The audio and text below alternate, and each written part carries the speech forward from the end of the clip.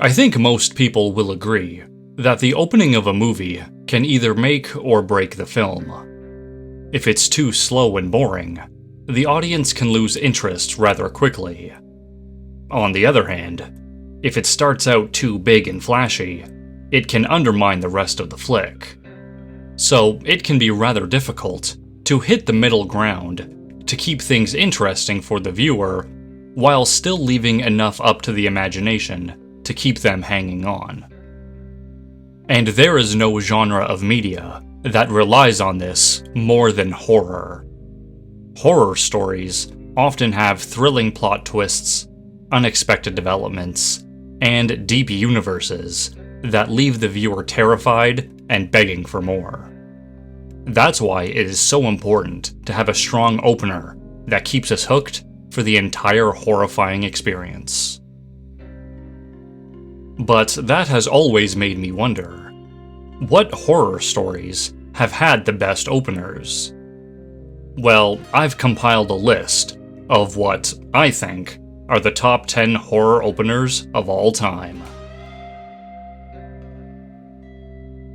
But before we get into today's video, I would like to remind everyone to check me out on social media. You can find me on Facebook, Instagram, and I have a Twitch channel now, so I will be doing live streams on there pretty soon. Also, don't forget to check out my paranormal podcast, The Lost Campfire, on Spotify, Apple Podcasts, and Google Podcasts. And if you have a paranormal story that you would like to share, you can email me at thelostcampfire@gmail.com. I can't wait to hear what you guys have experienced and to share it with other paranormal enthusiasts. Now, let's get on with the list. Starting out at number 10, we have Night of the Creeps. Now, if you have ever seen this movie, you know that it's essentially a zombie flick. The good news is your dates are here. What's the bad news? They're dead. Which makes it so surprising that it actually starts out on an alien ship in outer space. This little guy is trying to escape with some sort of canister, but these two are trying to stop him. What's in the canister? Why is he stealing it, and why are these two trying to kill him? Well, the most info we get is that it's some sort of experiment, and it cannot leave the ship. But try as they might, these aliens were not fast enough to stop the outlaw from ejecting the canister into the reaches of space, bringing untold horror to whatever planet it happens to land on. Fast forward to Earth, 1959. These two lovebirds are out on a date when a police officer informs them that it's time to leave Makeout Point, because an axe-wielding maniac is on the loose. Then, the pair conveniently see a mysterious object fall from the sky. Of course, it wouldn't be a horror movie without a healthy dose of stupidity, so they have to go check it out. Loverboy here leaves his sweetheart in the car while he goes looking for the UFO. Well, the mysterious object is, of course, the alien canister, and something alive is inside. It's perfect timing too, because the madman just happens to find this little lady alone in the car. I'm not going to spoil the rest. You just need to check this movie out for yourself. Should you be telling me this? But what makes this opener great is the throwback to old sci-fi and horror movies from the 50s. It's modern for the 80s, but you can tell they loved the old cheesy stuff from back in the day. Some might say that this opener has too much going on, but that's exactly why I love it. How on earth is all of this stuff going to connect? Well, the movie actually makes sense of it all, and if this opener doesn't hook you, I don't know what will. You guys know how much I love the Universal monsters, so you can only imagine how much I would love the idea of the Monster Mash. Nothing could be better than taking the greatest creatures in movie history and throwing them together into one film. It's a match made in hell. When I was a kid, I prayed for a modern movie like this to exist. Well, Universal Studios actually answered that prayer with Van Helsing. And let me tell you, this movie starts out with a bang, which is why it's in the number 9 spot. We start out with the regular old Universal logo, before it becomes shrouded in black and white, and then bursts into flames. We're then faced with a massive mob of angry villagers, with pitchfork and torches in hand. These guys are out for blood. Whose blood?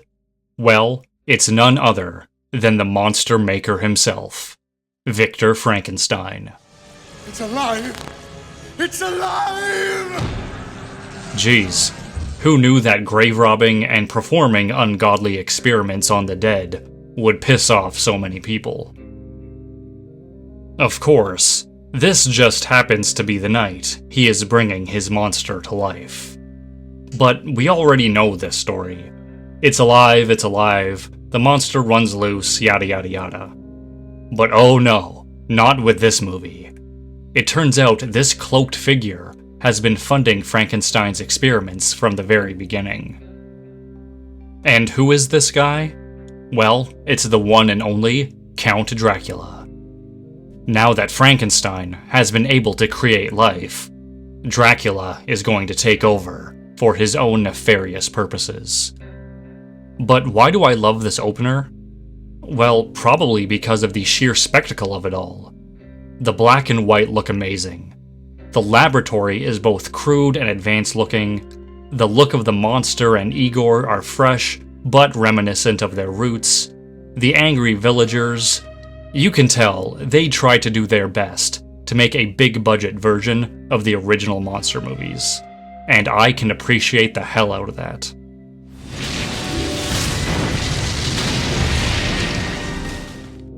At number 8, I bring you the forgotten Halloween special, Mad Monster Party. We start off by traveling to a mysterious and foggy island. After fighting through this dense forest, we come across an abandoned graveyard at the foot of a dark and menacing tower. Inside, a mad scientist is having a monologue about his latest and most diabolical experiment. The power of the universe. Mine.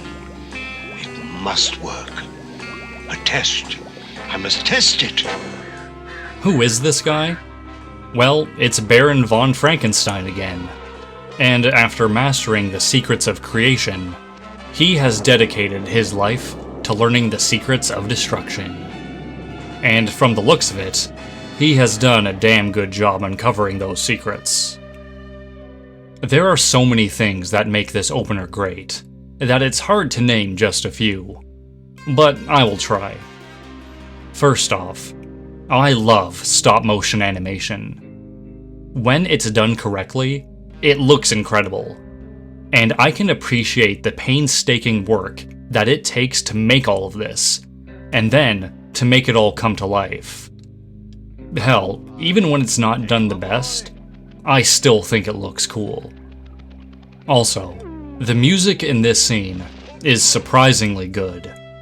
I don't even like jazz, but this tune gets stuck in my head all the time.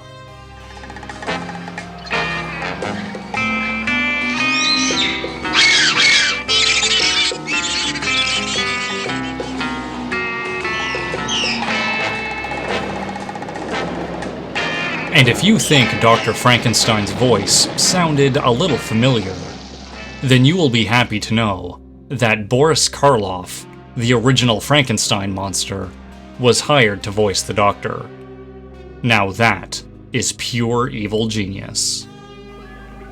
Quoth the raven, nevermore. At number 7, we have everyone's favorite self-aware slasher, Scream. But I'll be honest with you guys, I am not a big fan of the Scream franchise.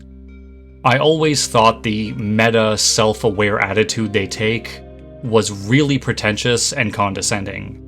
There are certain rules that one must abide by in order to successfully survive a horror movie. For instance, number 1, you can never have sex.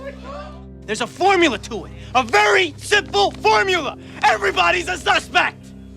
And the last 2 installments are shining examples of why modern horror movies suck. But with all of that being said, I absolutely love the opener to the very first Scream movie. It all starts with Drew Barrymore, home alone, getting a simple phone call. At first, it's almost flirtatious, with a discussion of scary movies.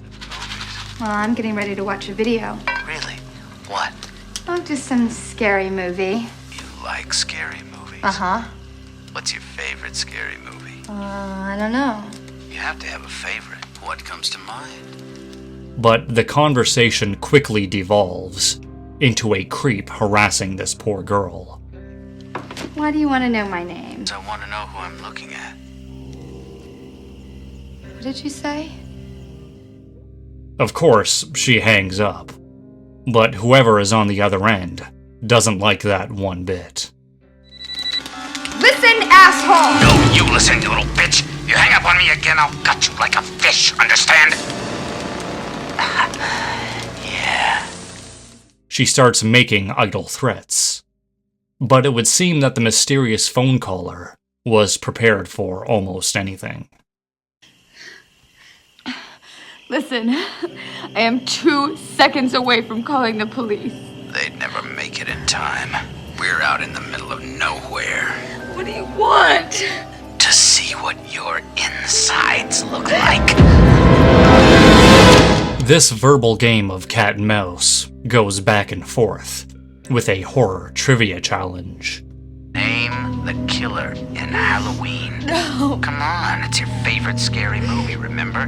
He had a white mask, he stalked the babysitters. No. Come on, yes you do. Until the killer finally strikes.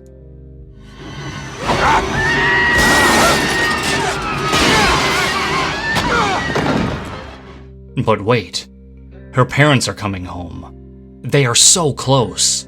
She just has to hold out for a few more minutes.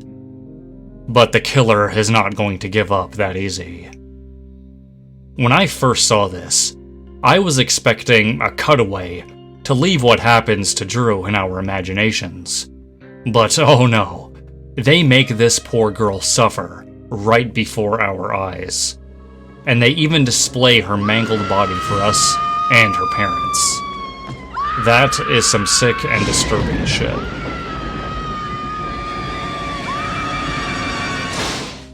For the number 6 spot, I chose something that is both in your face and subtle at the same time. That is the opening for the movie Sinister. It is literally just a continuous shot of a family of 4 getting hanged by a tree. No explanation, no exposition, no jump scares or bloodshed, just 2 adults and 2 kids slowly suffocating to death. The only noise we hear is this creepy droning music and the rattle of an old Super 8 camera.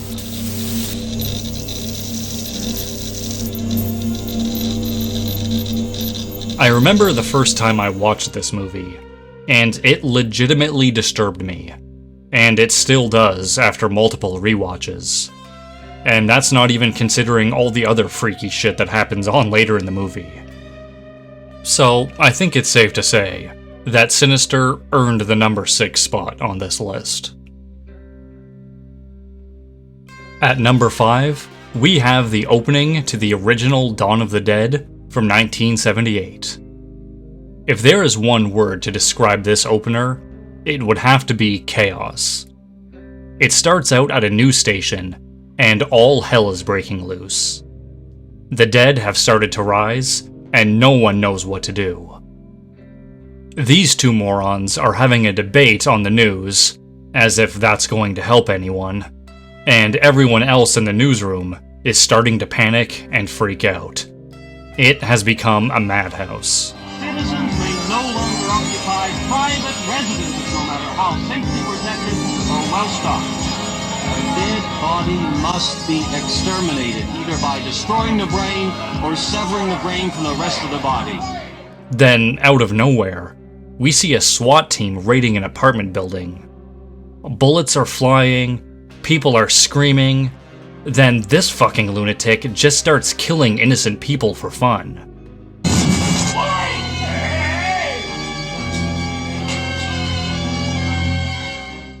Of course, the dead just come back to life, which just leads to more chaos like cannibalism and suicides.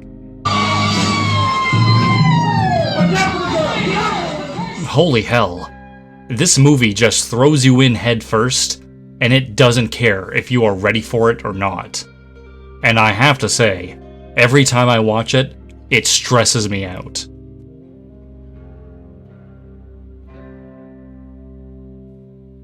As most of you already know, I am a massive fan of The Simpsons, and I will forever love the Treehouse of Horror Halloween specials.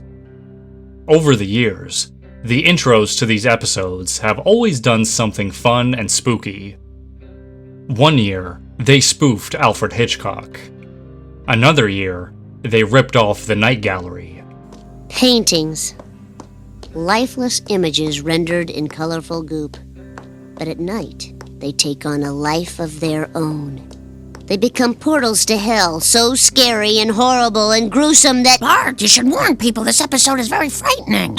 And maybe they'd rather listen to that old War of the Worlds broadcast on NPR, Yes, Mother. And another, The Outer Limits. Nothing wrong with your television set. Do not attempt to adjust your picture. We are controlling the transmission. What's that, boy? We're in control? Hey, look! I can see my voice! You never knew what you were going to get.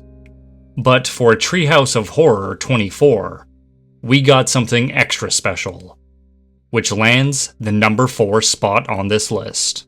For that year, they had renowned director and horror nerd Guillermo del Toro direct the opening sequence, and he did not disappoint. It depicts the humble town of Springfield, under siege from the most terrifying monsters, murderers, writers, and directors to ever grace the realms of horror. There are radioactive zombies, giant monsters, the birds, the Universal classics, and the list goes on.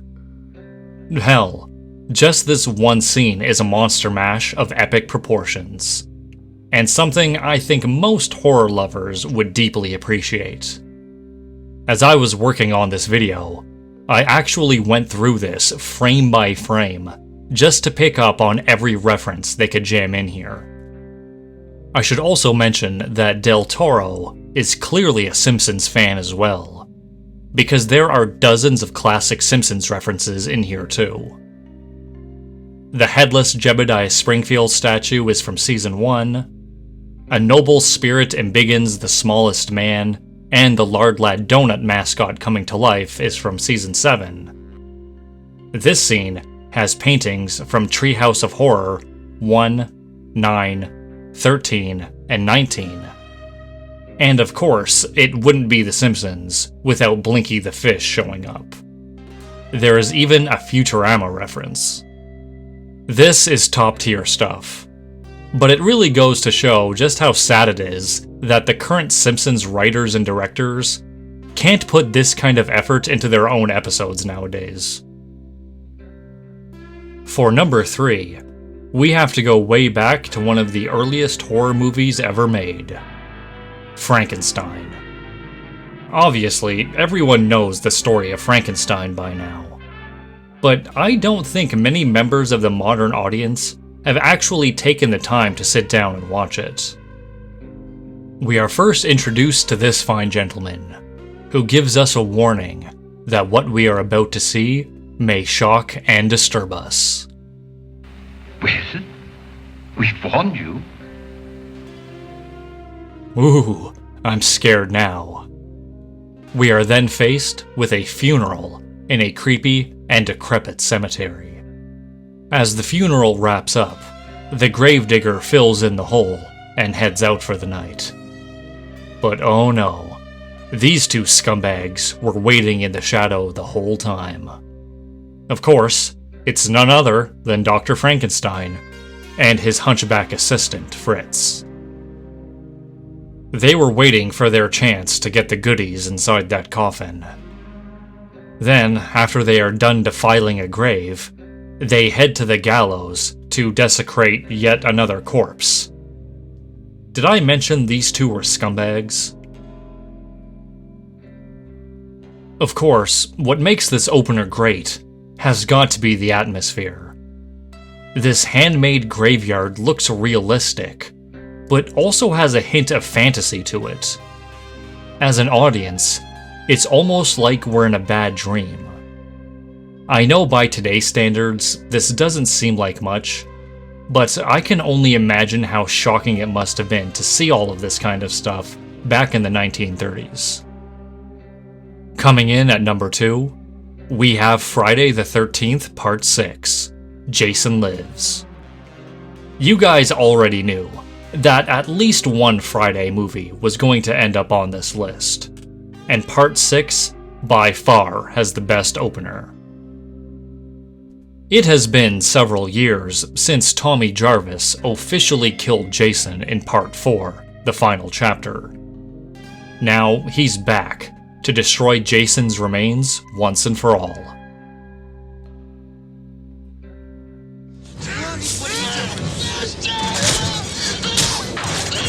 Oh, shit.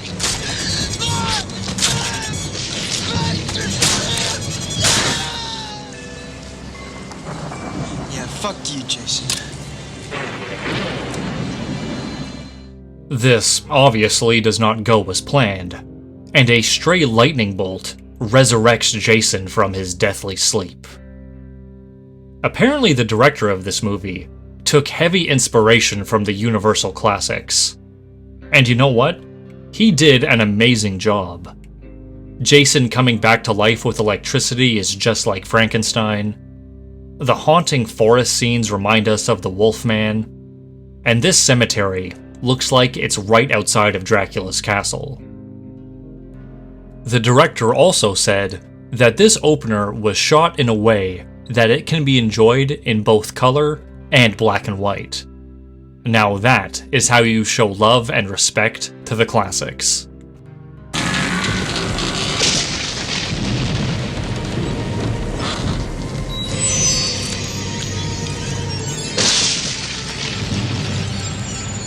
And the final thing that makes this opener a gem has to be this shot right here. We zoom in on Jason's eye, and then we get a James Bond ripoff. I don't even like James Bond movies, but this is hilarious and a nice touch. Now, the movies on this list had some pretty spectacular openers. Some were gruesome, others were disturbing, and a few were nostalgic. But for the number 1 spot, I had to save it for an opener that was able to capture the pure atmospheric essence of horror. That's why I chose Halloween 4, The Return of Michael Myers. With this opener, there is no gratuitous bloodshed or death. It is simply shots of farmland at sunset during the Halloween season. We have simple decorations and farming equipment, mixed with the droning sound of a light breeze, mixed with those brilliant orange credits. I don't know why, but this opener has always stuck with me. Maybe it's because it reminds me of the small farming town I grew up in during the fall, and it makes me miss the days back when life was simpler. Maybe I'm alone in that, but that's the feeling I get. Regardless, I think this opener perfectly captures the spirit of both horror and Halloween, and that's why I think it belongs as the number 1 horror movie opener. So, that's my list. Do you guys agree that those are great openers? Or do you have your own list? If so, Share it down in the comments. I would love to know what you guys think. Thanks for watching, and I will see you guys in the next one.